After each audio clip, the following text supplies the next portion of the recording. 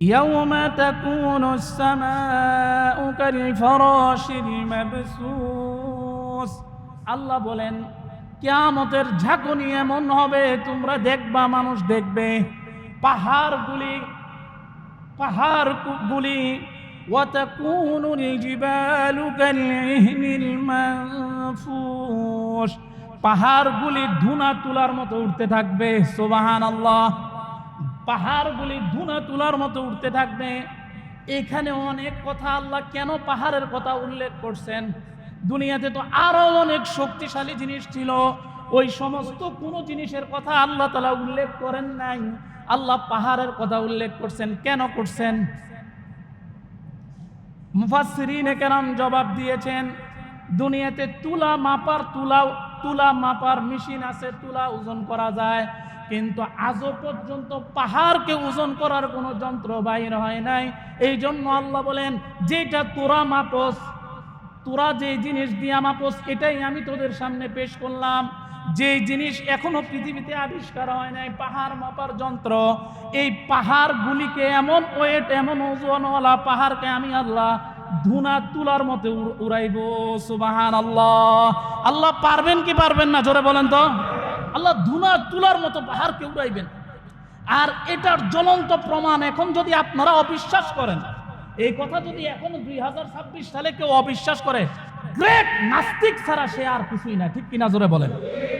সে একমাত্র নাস্তিক, বেঈমান, মুরতাদ ছাড়া কোন মানুষ এ কথা বর্তমান 2026 সালে কোন বেঈমান কাফেরও এ কথা বিশ্বাস করতে পারবে না, অবিশ্বাস করতে পারবে না যে আল্লাহ তাআলা ধুনা তুলার মতো পাহাড়কে উড়াইতে পারবে না। কারণ আল্লাহ তাআলা পৃথিবীর সবচেয়ে শক্তিধর যে দেশ, পৃথিবীর সবচেয়ে শক্তিধর যে দেশগুলি, যারা তাদের এই বড় বড় বিল্ডিংগুলির, বড় বড় দালানগুলির নিয়ে পৃথিবীর বুকে গর্ব করত, আল্লাহ তাদের গর্বকে মুহূর্তের মধ্যে 29 সেকেন্ডে 39 সেকেন্ডে আল্লাহ এত বড় বড় শক্তিধর বিল্ডিংগুলিকে পাউডার বানায় মাটির সাথে মিশাই দিছে, ঠিক কিনা জোরে বলে? আল্লাহ দেখাইতেছেন এই জিনিস। মুহতারাম হাজিরিন, বর্তমান যে সময়টা আমরা অতিবাহিত করছি, যদি আমরা বিশ্বের দিকে তাকাই, তাহলে বিশ্ব পরিস্থিতি আমরা কি দেখতে পাব? যে বিশ্ব পরিস্থিতির মধ্যে গোটা ইউরোপে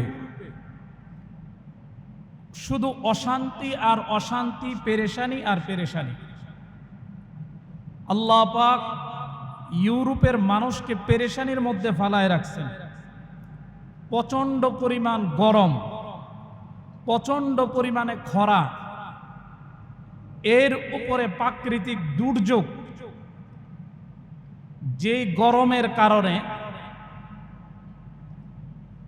তুরস্কের মধ্যে এবং আমেরিকার বিভিন্ন অঞ্চলে শুধুই খালি ফসলি জমিনের মধ্যে অগ্নি দাহা হচ্ছে, আগুন জ্বলছে। শত শত মাইলকে মাইল জমি আগুনে পুড়ে ছাই হয়ে যাচ্ছে। এরপরে ইউরোপীয় শহর জার্মানিতে, ফ্রান্সে, এরকম অন্যান্য আরো অনেক রাষ্ট্রে প্রচণ্ড পরিমাণ খরা, প্রচণ্ড পরিমাণ তাপ, যে তাপমাত্রা 41 থেকে 45 ডিগ্রি সেলসিয়াস। সেই তুলনায় আল্লাহ আমাদেরকে ভালো রেখেছেন কি না, জোরে বলেন? আল্লাহ আমাদেরকে অনেক ভালো রেখেছেন। এজন্য আবার আল্লাহ শুকর আদায় করি, বলি আলহামদুলিল্লাহ। এই তো হলো ইউরোপের পরিস্থিতি। আর এশিয়ার মধ্যে প্রচণ্ড পরিমাণে বিভিন্ন জায়গায় বন্যা হচ্ছে। বিভিন্ন শহর গ্রাম, ইন্ডিয়ার অনেক শহর অনেক গ্রাম তলিয়ে নিয়েছে। আমাদের কুড়িগ্রামেও প্রচণ্ড পরিমাণ বন্যা হচ্ছে বিভিন্ন অঞ্চলে। মুহতারাম হাজিরিন, এই দুইটা উদাহরণের দ্বারা আমরা কি বুঝলাম? বিশ্বের পরিস্থিতি খুব শান্ত, প্রাকৃতিক অবস্থা খুব ভালো। এমনকি আমেরিকার বিভিন্ন শহর যেমন ভেনেজুয়েলায় এবং মেক্সিকোতে মাত্রাতিরিক্ত ভূমিকম্প এবং পৃথিবীর বিভিন্ন দেশে আল্লাহর আযাবের কম্পন সৃষ্টি হচ্ছে, সেই তুলনায় যে আল্লাহ আমাদেরকে ভালো রেখেছেন তার মোকাবেলায় আমরা যতবারই আল্লাহ শুকর আদায় করি সেটা কমই হবে। আবারও আল্লাহ শুকর আদায় করি, বলি আলহামদুলিল্লাহ। আর সেই দিকেই দৃষ্টি রেখে আমি পবিত্র কোরআনের 17 নম্বর পারার সূরা হজ্জের একটি আয়াত তেলাওয়াত করেছি। যদি আল্লাহ আমাকে তৌফিক দান করেন সেই আয়াত থেকে কিছু আলোচনা করতে চাই। শুনতে রাজি আছেন তো ইনশাআল্লাহ? মুহতারাম হাজিরিন, সূরা হজ্জের প্রথমে আল্লাহ একটা ডাক দিয়েছেন, ইয়া আইয়ুহাল্লাযীনা আমানুত্তাকুল্লাহ। আল্লাহ এমন বলতে পারতেন, আমানুত্তাকুল্লাহ মানে আল্লাহ ইমানদারকে ডাক দেন আমানু বলে। এটা শুধুই আল্লাহ স্পেসিফিক ভাবে যারা মুমিন ইমানদার এদেরকে ডাক দেন। কিন্তু যখন আল্লাহ বলেন ইয়া আইয়ুহান নাস, তখন আল্লাহ তাআলা এখানে আর কোনো মুমিন না, আল্লাহ সারা দুনিয়ার সমস্ত ইনসান মানুষকে ইন্ডিকেট করে আল্লাহ বলেন, সমস্ত মানুষকে আল্লাহ বলেন। এখানে কোনো মুমিন নাই, বেঈমান নাই, কাফের নাই, সকলকেই। ঠিক সূরা মুমিনটাও শুরু করতে আল্লাহ এইভাবেই একটা ডাক দিয়েছেন, ইয়া আইয়ুহান নাস ইত্তাকু রাব্বাকুম ইন্না জালজালাতাস সাআতি শাইউন আযীম। আল্লাহ বলেন ইয়া আইয়ুহান নাস ইত্তাকু রাব্বাকুম। আল্লাহ মানুষকে সকল দুনিয়ার সকল জাতির সকল বর্ণের সকল দেশের তথা গোটা দুনিয়ার মানুষকে আল্লাহ তাআলা ডাক দিয়ে বলতেছেন, ইয়া আইয়ুহান নাস ইত্তাকু রাব্বাকুম, ও দুনিয়ার মানুষেরা তোমরা আল্লাহকে ভয় করো। সূরা হজ্জের প্রথম আয়াতটাই আল্লাহ শুরু করছেন, হে মানুষ আল্লাহরে ভয় করো। সুবহানাল্লাহ। আল্লাহরে ভয় করার কথা দিয়েই সূরাটা আল্লাহ স্টার্ট দিছেন এই কথা বলা, ইয়া আইয়ুহান নাস ইত্তাকু রাব্বাকুম, হে মানুষ তোমরা আল্লাহরে ভয় করো। কিসের ব্যাপারে আল্লাহরে ভয় করবা? আল্লাহ পরে বলেন ইন্না জালজালাতাস সাআতি শাইউন আযীম। মহান কম্পন, মহান ভূমিকম্প, যেটা শত শত ফিট উচ্চ বিল্ডিং, উচ্চ প্রাসাদকে পর্যন্ত খেলনার কাগজের মতো নাড়ায় ফেলবে, এমন কম্পনের ব্যাপারে ভয় করো। ইন্না জালজালা, জালজালা মানে কম্পন, ভূমিকম্প। ইন্না জালজালা, নিশ্চয়ই ভূমিকম্প হবে, নিশ্চয়ই। ইন্না, নিশ্চয়ই। জালজালাতাস সাআতি শাইউন আযীম, কিয়ামতের ভূমিকম্প, কিয়ামতের ভয়াবহতা, এটার প্রলয়নকারী ভূমিকম্প যেটা কত বিকট হবে। আল্লাহ বলেন শাইউন আযীম, এটা মহান ভয়ের ব্যাপার। আযীম, এটা প্রচন্ড পরিমাণ ভীতির ব্যাপার, ভয়ঙ্কর ব্যাপার। এই ব্যাপারে তোমরা কি করো? ইয়া আইয়ুহান নাস ইত্তাকু রাব্বাকুম, আল্লাহরে ভয় করো। আল্লাহরে ভয় করার কথাটা কইয়ে আল্লাহ শুরু করতেছেন। মানুষ যখন কোনো গুরুত্বপূর্ণ বিষয়কে বুঝাইতে চায় তার আগের ভূমিকাটাও অনেক গুরুত্বপূর্ণ থাকে, ঠিক কিনা জোরে বলেন? আগের আয়োজনও অনেক বড়, সুন্দর ডেকোরেশন, সুন্দর প্রস্তুতি অনেক আগ থেকে নেওয়া হয়। ঠিক আল্লাহ তাআলাও যেন এই সূরাটাকে কিয়ামতের পূর্বের আগের অবস্থা শুরু করার পূর্বেই বলতেছেন তোমরা আল্লাহরে ভয় করো। সুবহানাল্লাহ। কোন দিনের ব্যাপারে? আল্লাহ বলেন ইয়াউমা তারাউনাহা, সেই দিনের ব্যাপারে। ইয়াউমা, সেই দিনটা কোন দিন? তারাউনাহা, তোমরা দেখবে। তাযহালু কুল্লু মুরদিআতিন আরদাআত, দুগ্ধ পোষ্য বাচ্চাকে নিয়ে মায় দুধ পান করাইতে থাকবে। ওই দুধ পান করনেওয়ালা শিশুর কথাও মায়ের কোলের দুগ্ধ পানরত শিশুর কথাও মায় ভুলে যাবে। সুবহানাল্লাহ। পৃথিবীর মধ্যে ওই বাচ্চাদেরকে মানুষ সবচেয়ে বেশি মহাব্বত করে, ভালোবাসে, মায়া করে যেই বাচ্চারা ছোট এবং মায়ের কোলে থাকে। ঠিক কিনা জোরে বলেন? এই বাচ্চাদের প্রতি মানুষের একটা মহাব্বত বেশি থাকে। আর মায়ের, সাধারণ মানুষের মহাব্বত যদি বেশি থাকে তো মায়ের মহাব্বতটা কেমন থাকবে? তো আল্লাহ উদাহরণ দিতেছেন, একদম ন্যাচারাল, একদম সামান্য বিষয়ের উদাহরণ আল্লাহ দিতেছেন। সুবহানাল্লাহ। কি? যে মায় তার স্তন দানকারী শিশু বাচ্চার কথাটা ভুলে যাবে। তাযহালু কুল্লু মুরদিআতিন আম্মা আরদাআত, এরপরে কি হবে? ওয়াতাদউ কুল্লু যাতি হামলিন হামলাহা, যে মায়ের কুলের বাচ্চার কথা তো মায়ে ভুলে যাবে। শুধু এখানেই না, তাযহালু যাতি হামলিন হামলাহা, গর্ভবতী মা কিয়ামতের বিভীষিকা আর কম্পন, কিয়ামতের অবস্থা দেখা গর্ভবতী মায়ের কোন সময় কোন ফাঁকে গর্ভপাত হয়ে যাবে সে তার খবরও থাকবে না, সে টেরও পাবে না। যাতি হামলিন হামলাহা ওয়া তারান নাস সুকারা,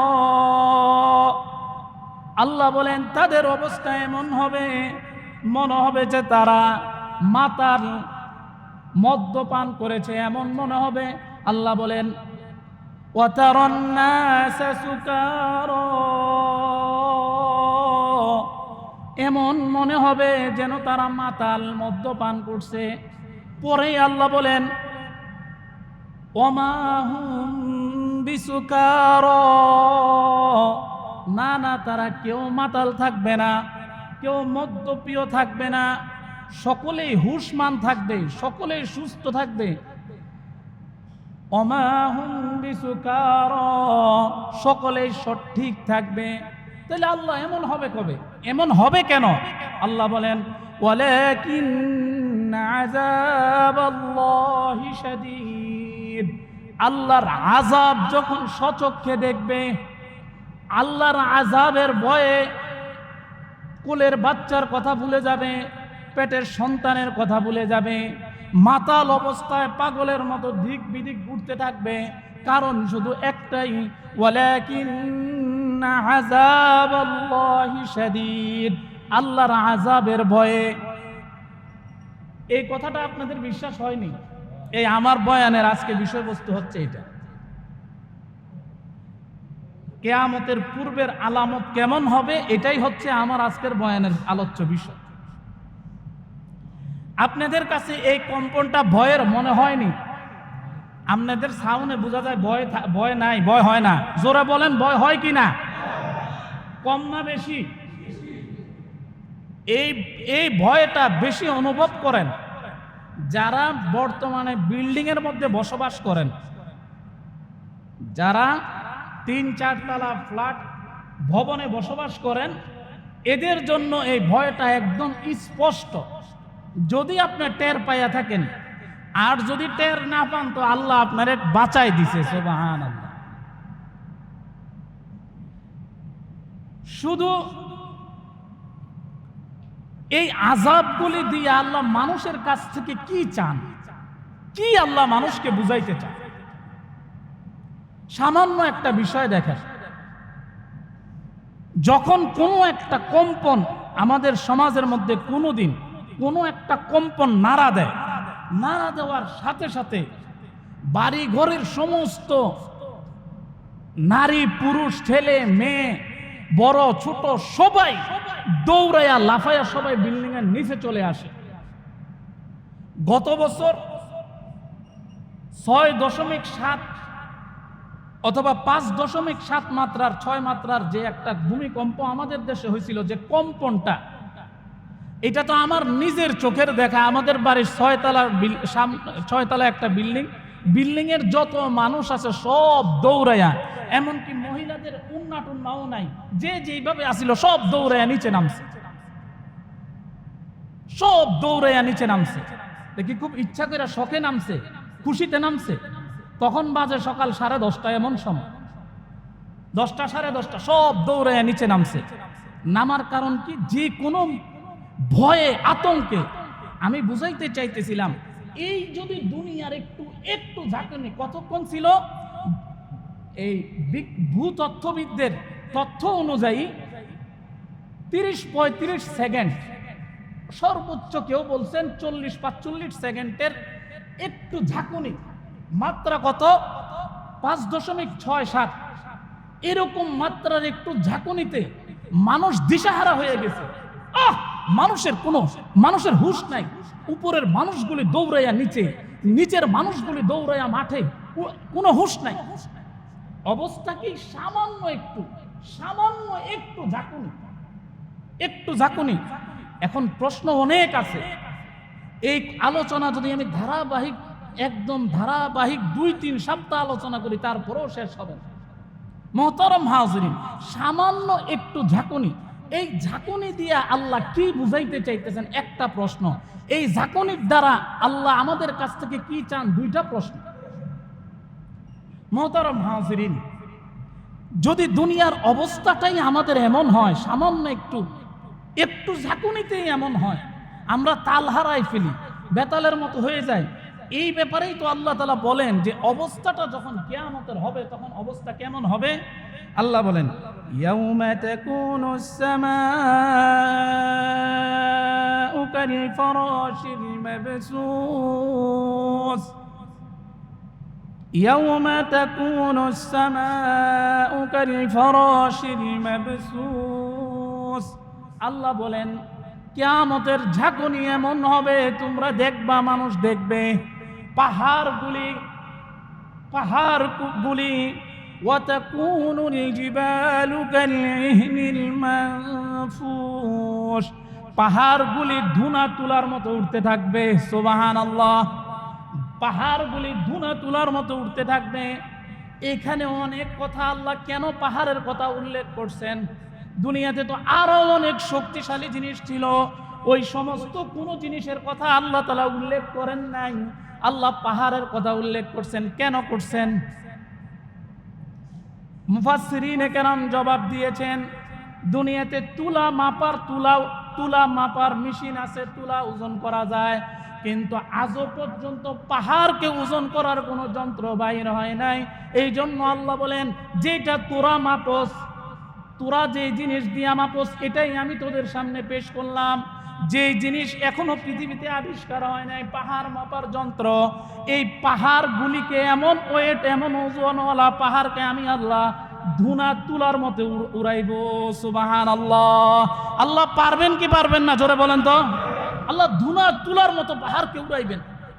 আর এটার জ্বলন্ত প্রমাণ, এখন যদি আপনারা অবিশ্বাস করেন, এই কথা যদি এখন 2026 সালে কেউ অবিশ্বাস করে, গ্রেট নাস্তিক ছাড়া সে আর কিছুই না। ঠিক কিনা? জোরে বলেন।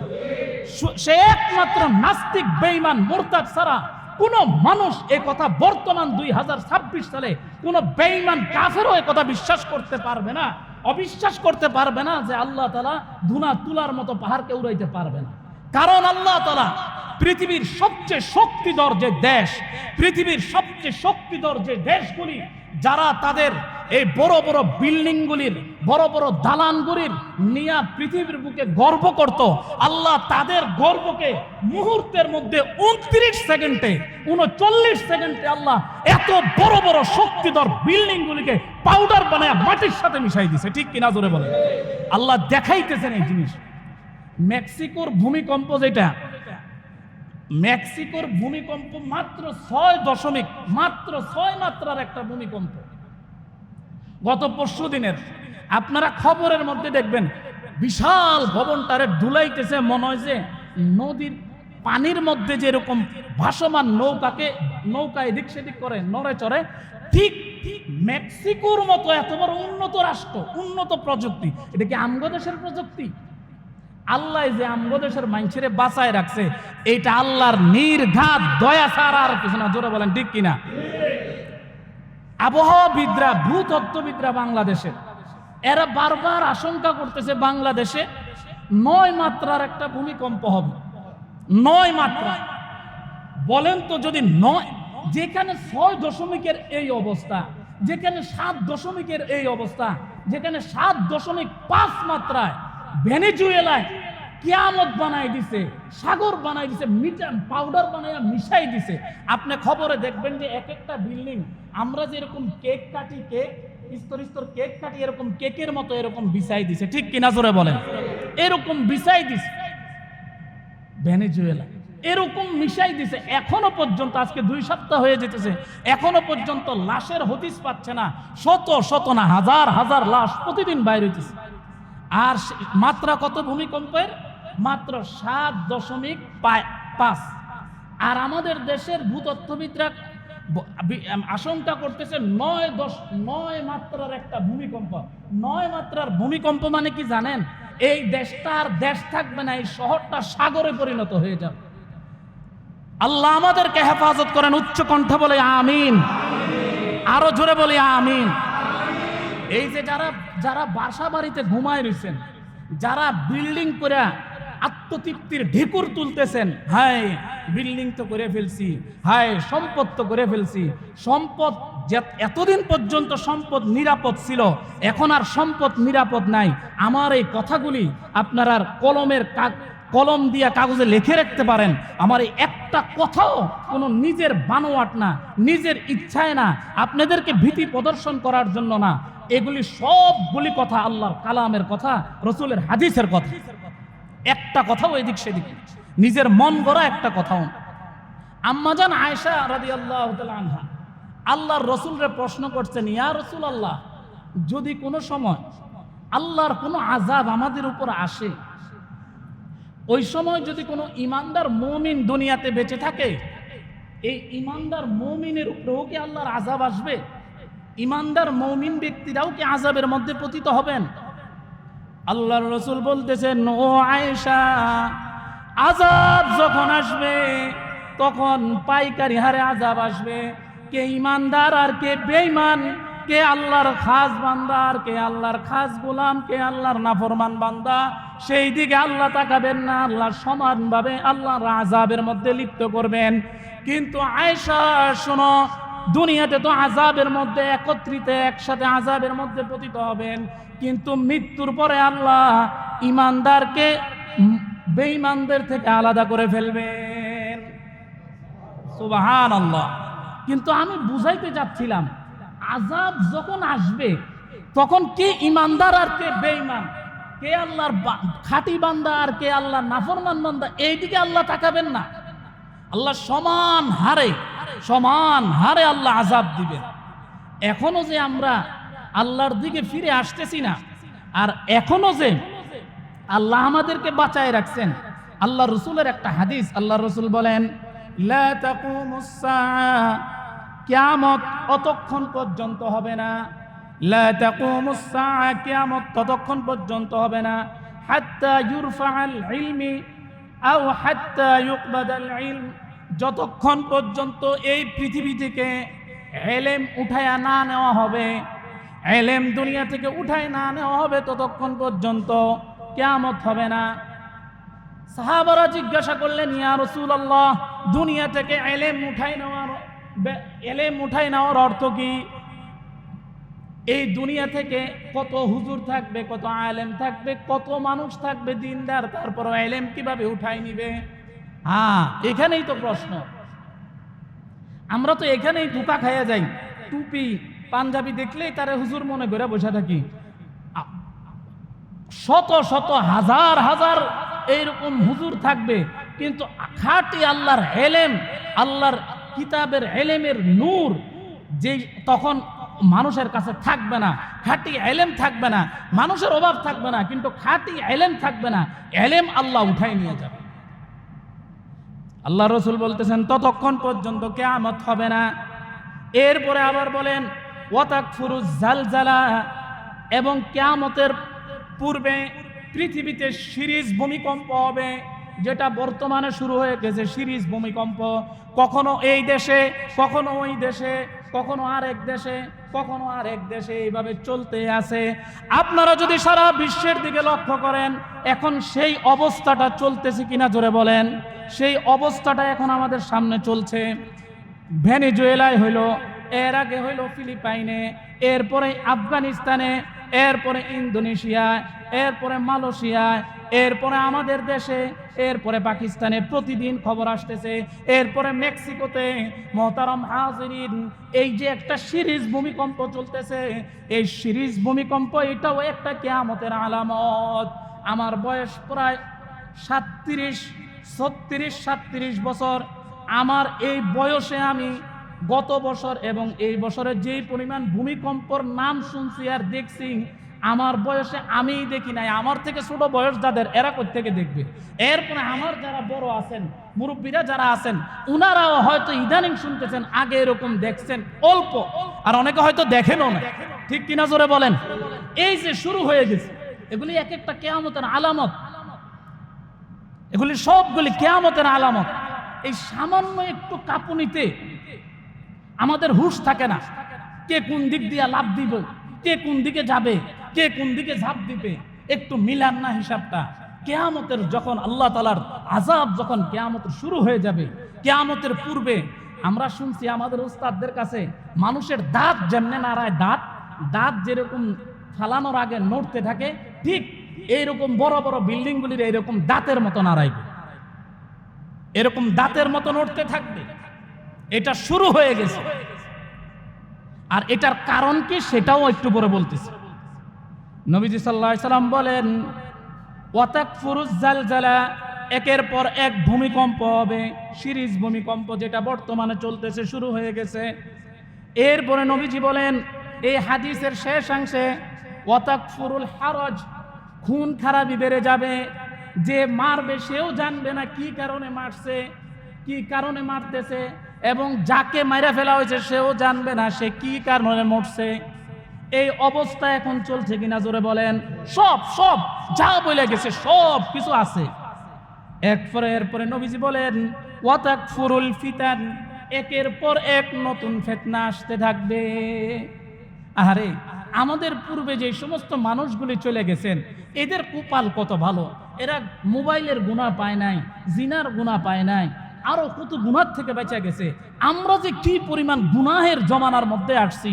ঠিক আল্লাহর রাসূল তো এটাই বলতেছেন, এই জমানার মধ্যে যেই ব্যক্তি, যেই যুবক, যেই মানুষটা ঈমান আমলকে হেফাজত কইরা কোন রকম খালি যারা পরিমাণ ঈমান লইয়া যদি খালি কবরে যাইতে পারে, কোন রকম খালি ঈমানটা নিয়ে যদি খালি মরতে পারে, কোন রকম ভাবে ঈমান নিয়ে খালি কবরে যাইতে পারলে, আল্লাহর রাসূল বলেন এই মানুষটাকেও আল্লাহর আরশের নিচে ছায়া দিবে। সুবহানাল্লাহ, আল্লাহর আরশের নিচে ছায়া দিবে। এক আসতেছে, এই শুরু হয়ে গেছে, আসবে। আর এই ফিতনা যখন আসবে, আসার পরে মুমিনের অবস্থা কি হবে?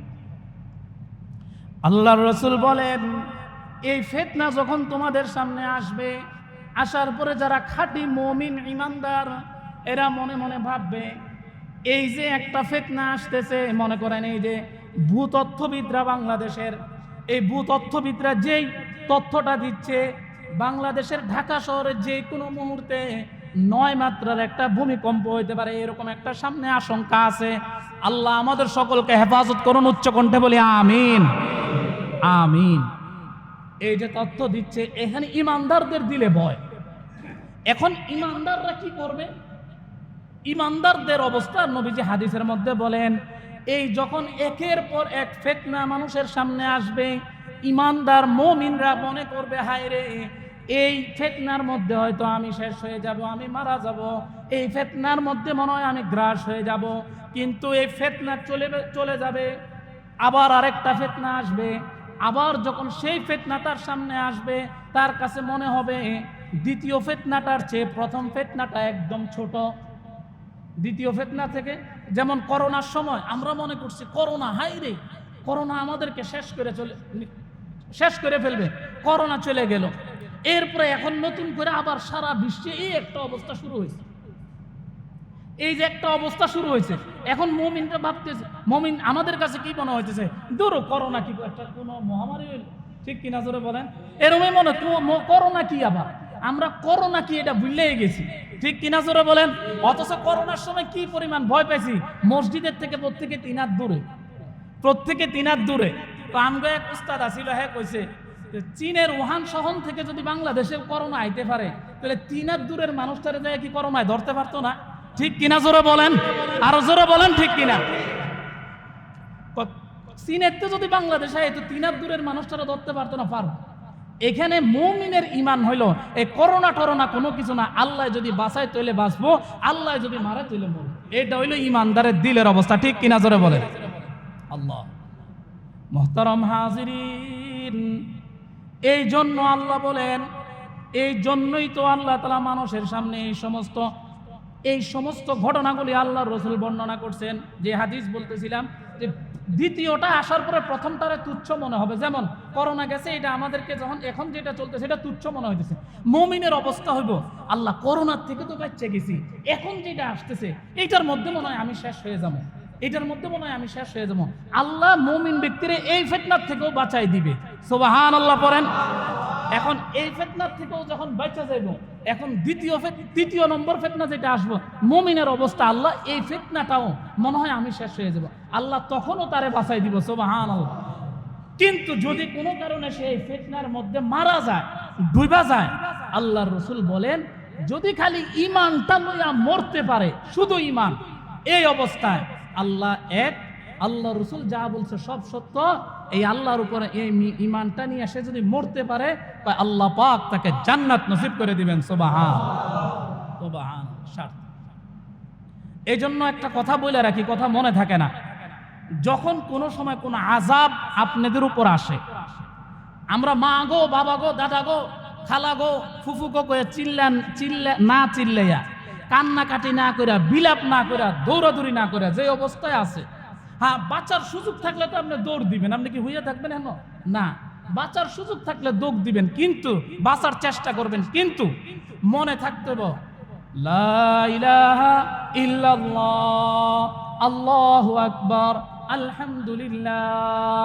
আল্লাহর নাম, যে কোনো আল্লাহর নাম, তার আল্লাহ যা হইতেছে, আল্লাহ আপনার হুকুম হইতেছে, আমার যা হবে আপনার হুকুমে হবে, তবে আল্লাহ আমি জীবনের সাথে সাথে ইস্তেগফার, আল্লাহ আমি জীবনে যা করছি তওবা করতেছি, আর জীবনে আমি করব না, আস্তাগফিরুল্লাহ আস্তাগফিরুল্লাহ, আল্লাহ আমি ইস্তেগফার করে নিলাম, আর কালেমাটা পড়ে তৈরি হয়ে যাবেন লা ইলাহা ইল্লাল্লাহ মুহাম্মাদুর রাসূলুল্লাহ।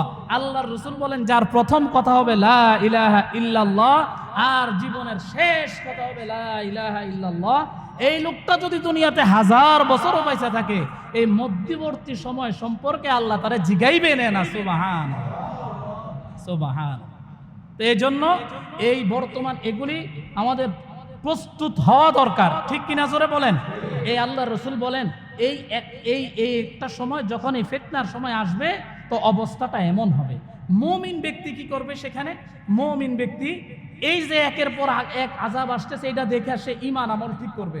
আগে কোনো মানুষ আগে ফজর 1 ওয়াক্ত নামাজ পড়ছে, আর নামাজ পড়তো না, 2 ওয়াক্ত পড়ছে, 3 ওয়াক্ত পড়ছে, আর অন্য ওয়াক্ত পড়তো না।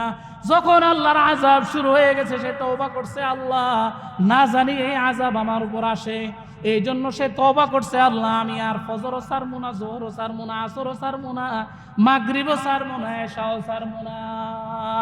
এতদিন ওজনের মধ্যে কম দিত, মানুষরা ঠকাইতো, এই আযাব দেখে সে এবার সচেতন হয়েছে, আল্লাহ আমি আর কোনোদিন মানুষের ওজনে কম দিব না।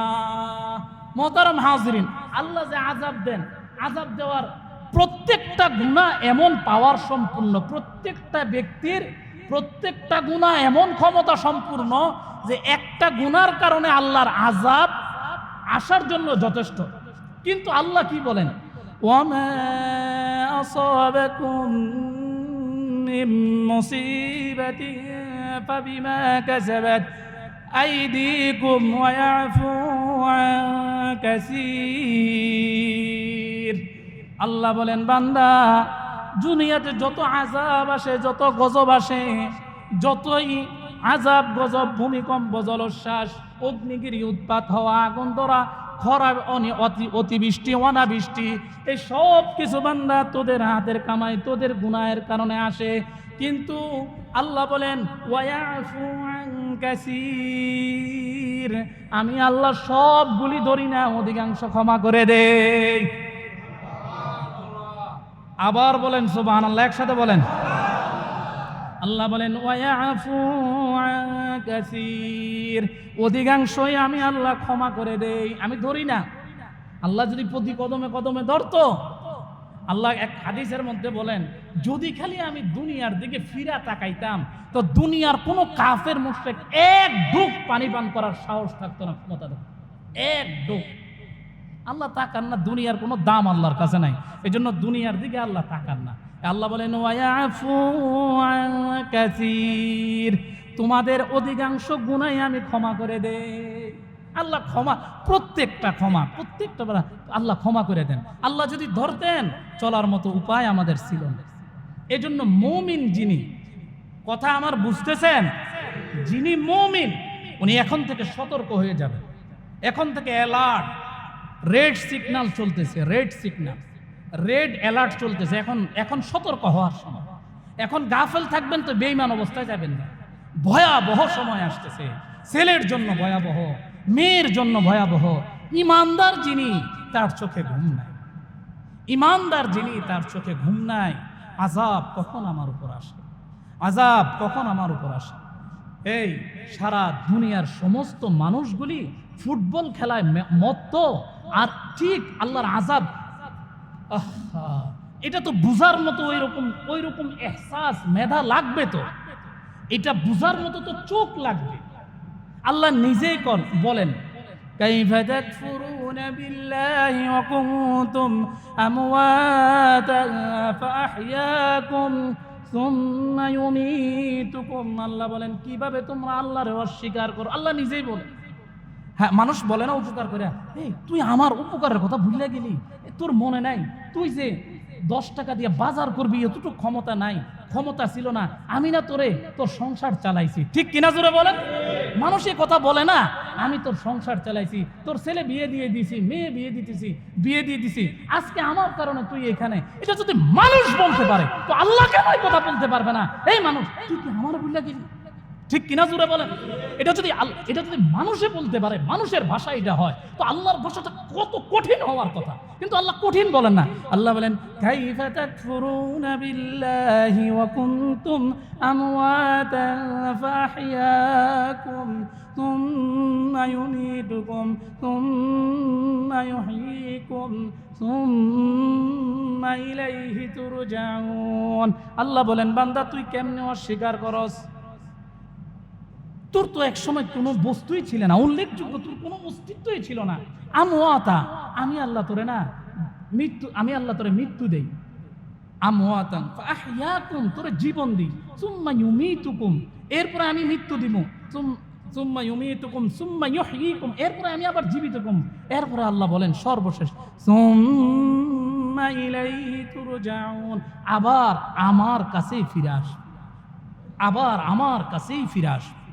আমার কাছেই আসতে হবে, আমার কাছেই আসতে হবে, আমার থেকে পালাইতে পারবি না। আমার আল্লাহ নিজে ডিক্লেয়ার দিতেছেন, এটা আল্লাহর পক্ষেই মানায়। কি বলেন?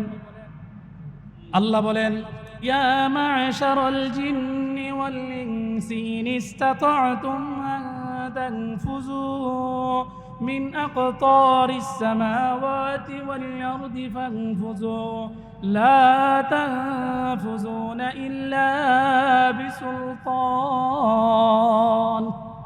আল্লাহ বলেন বান্দারে, এই কথাটা, এই আয়াতটা কই আবার আল্লাহ বলেন ফাবিআইয়ি আলাই রাব্বিকুমা তুকাযযিবান।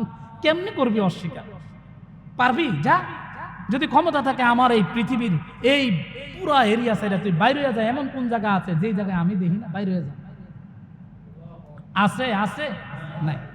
এই জন্য মুমিন যিনি, মুমিন না হওয়া ছাড়া উপায় নাই।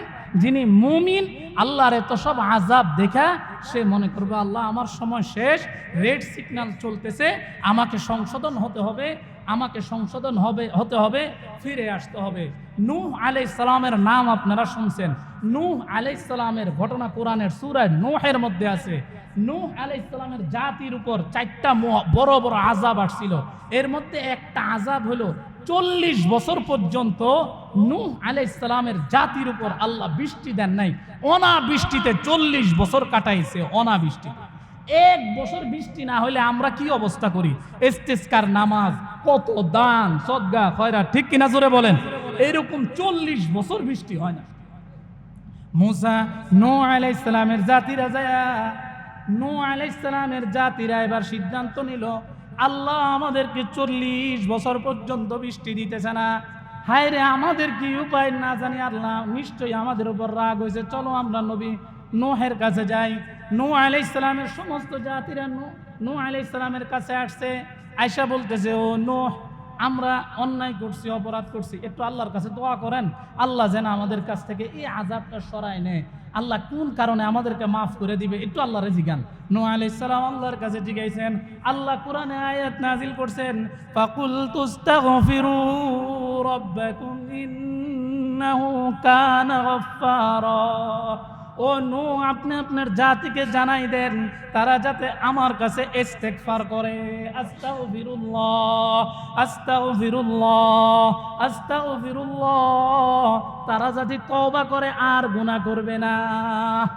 যদি তারা তওবা করে, ফাকুল তুস্তাগফিরু রাব্বাকুম, তাদের রব তাদেরকে মাফ করে দিবে, ইন্নাহু কানা গাফফারা। আল্লাহ, ইন্নাহু কানা গাফফারা, আল্লাহ রহিম, আল্লাহ রহমান, গফফার, আল্লাহ ক্ষমাকারী, সুবহানাল্লাহ। আল্লাহ ক্ষমা করেই দিবেন। এ শুধু ক্ষমা করে দিবেন এমন না, পরে বলেন ইউরসিলিস সামাআ আলাইকুম মিদরারা, আমি আল্লাহ ক্ষমা তো করেই দিব, আসমান থেকে রহমতের বৃষ্টির ব্যবস্থা তাদেরকে করে দিব। সুবহানাল্লাহ। যেই বৃষ্টি 40 বছর পর্যন্ত বন্ধ রাখছি, ওই বৃষ্টি আমি আল্লাহ মুহূর্তের মধ্যে তাদের উপর বর্ষণ করব। সুবহানাল্লাহ। তাইলে মুহতারাম হাজিরিন, আজকের জুমায় আমরা কি পাইলাম? ভূমিকম্পটার কি কারণে হয়ে থাকে? ভূমিকম্প এটা কিয়ামতের একটা আলামত। এটা কিয়ামতের, জোরে বলেন, কিয়ামতের আলামত। 5টা বিষয় আল্লাহ আমাদেরকে এই কম্পন দ্বারা শিক্ষা দেন। একটা হইল দুনিয়ার এই কোনো কিছুই স্থায়ী নয়, ঠিক কিনা জোরে বলেন। দুনিয়ার কোনো কিছুই স্থায়ী নয়। আল্লাহ বলেন কুল্লু মান আলাইহা ফান, সব শেষ হয়ে যাবে। ওয়া ইয়াবকা ওয়াজহু রাব্বিকা যুল জালালি ওয়াল ইকরাম, শুধু আল্লাহ এবং আল্লাহর অস্তিত্ব বাকি থাকবে। সুবহানাল্লাহ। 1 নম্বর। 2 নম্বর, দুনিয়াতে যতই শক্তির বড়াই তোমরা বড়াই করো না কেন, এই শক্তির মালিক আমি আল্লাহ। তুমি শক্তির মোহের পিছনে পড়ে আল্লাহকে ভুলে যাও না, ঠিক কিনা জোরে বলেন। 3 নম্বর হইল যে কোনো মুহূর্তে আল্লাহর আযাব তোমার উপর আসতে পারে, আল্লাহর গজব আসতে পারে, মৃত্যু আসতে পারে, এই জন্য সতর্ক থাইকো, সচেতন থাইকো। 4 নম্বর হইল হে মুমিন ইমানদার, হে গুনাহগার, গুনাহ ছেড়ে দাও, আখিরাতের প্রস্তুতি গ্রহণ করো আল্লাহ স্মরণ করানোর জন্য। 4 নম্বর হইল কিয়ামতের কিছু লক্ষণ তোমাদের সামনে স্থাপন করতেছি, দেখো কিয়ামতের কম্পন যে হবে স্বচক্ষে দুনিয়াতে দেখে আইছো, মরণের পরে না, মরণের আগেই দেখতে মরো, ঠিক কিনা জোরে বলেন। এই জন্য কিয়ামতের আলামত যে কথা বলতেছিলাম, আজকে নাস্তিকরা কোথায়? আজকের এই 2026 সালের নাস্তিকদেরকে প্রশ্ন করতে চায়, কোরআন প্রশ্ন করতেছে, দেখি এই যে ভেনেজুয়েলায় ভূমিকম্প হইল, তোরা কি বলো, আল্লাহ আছে না নাই? এটা শুধুই প্রাকৃতিক দুর্যোগ। কোন ইমানদার মুমিন এই কথা বলতে পারে না যে এটা প্রাকৃতিক দুর্যোগ। প্রাকৃতিক দুর্যোগ বলতে কিছুই নাই দুনিয়াতে, একমাত্র এটা আল্লাহর হুকুম। আমরা গুনাহ করছি, গুনার কারণে আসতেছে। তাহলে ভূমিকম্প, আযাব, গজব আসে গুনাহের কারণে। আর এখান থেকে এই যে 9 মাত্রার যেটা ভূমিকম্প করতেছে, এইটার ঠেকাইবেন কি দিয়া? দুনিয়ার কোনো বিজ্ঞান এটাকে ঠেকানোর মতো কোনো যন্ত্র আবিষ্কার করতে পারে নাই, পারবেও না, জীবনে কল্পনাও করে নাই।